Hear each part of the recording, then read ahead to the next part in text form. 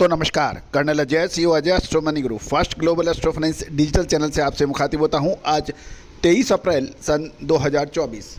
दोस्तों, Ajay astro money गुरु देश का पहला चैनल है जो spices, oil seeds, pulses, grains, cotton, metal, steel, coal पर लगातार अपडेट और विश्लेषण आप तक प्रस्तुत करता है। दोस्तों, आज के एपिसोड में हम सुपारी यानी बीटल नट के ऊपर करेंगे चर्चा। पूरा प्रोग्राम ध्यान से सुनिए। यदि पसंद आए तो लाइक कीजिएगा और यदि सब्सक्राइब अभी तक नहीं किया है तो सब्सक्राइब अवश्य कीजिएगा यदि शो पसंद आए तो। यानी रिपोर्ट विस्तार से।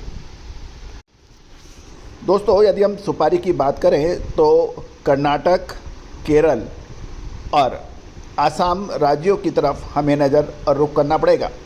देश के विभिन्न सुपारी उत्पादक राज्यों में कर्नाटक का स्थान सबसे अव्वल यानी पहला स्थान है। कर्नाटक में 5,52,000 हेक्टेयर में सुपारी का उत्पादन होता है और ये 10,81,840 टन का उत्पादन माना जाता है।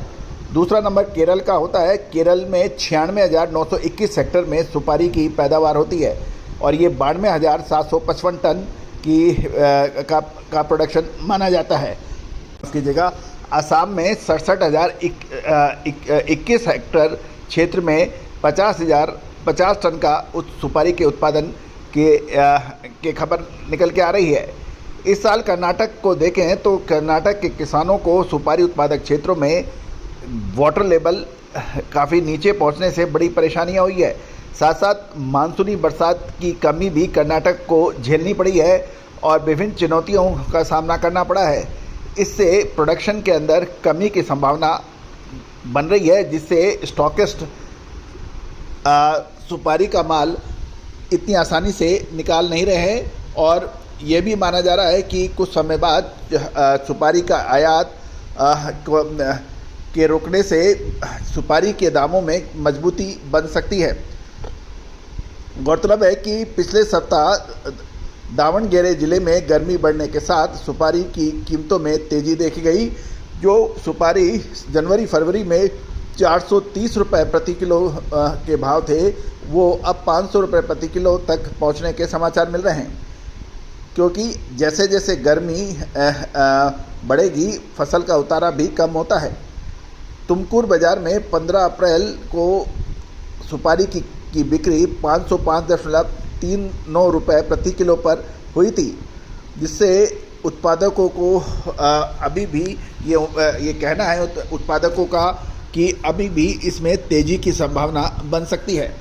दोस्तों, तेज़ी आने के बाद तेज़ी और मंदी आने के बाद मंदी कहने से कभी किसी व्यापारी वर्ग को फ़ायदा नहीं मिलता है। फ़ायदा तब है आप समय से माल खरीदें, समय से माल बेचें। याद कीजिए, हल्दी पर हमने आपको क्या अपडेट दिया था। हल्दी के ऊपर हमने आपको निचले स्तर पर तेज़ी का अग्रिम अनुमान दिया था और आज हल्दी की स्थिति आपके सामने है।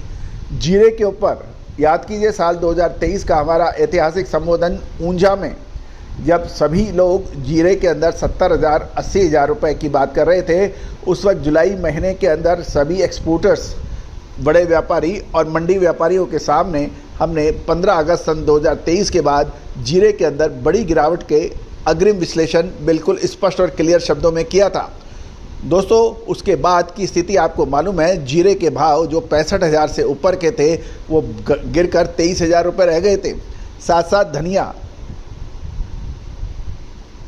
सौंफ, इलायची, बड़ी इलायची, छोटी इलायची, मखाने, इन सभी पर जो हमारे अपडेट थे आपने देखे हैं, पहचाने हैं।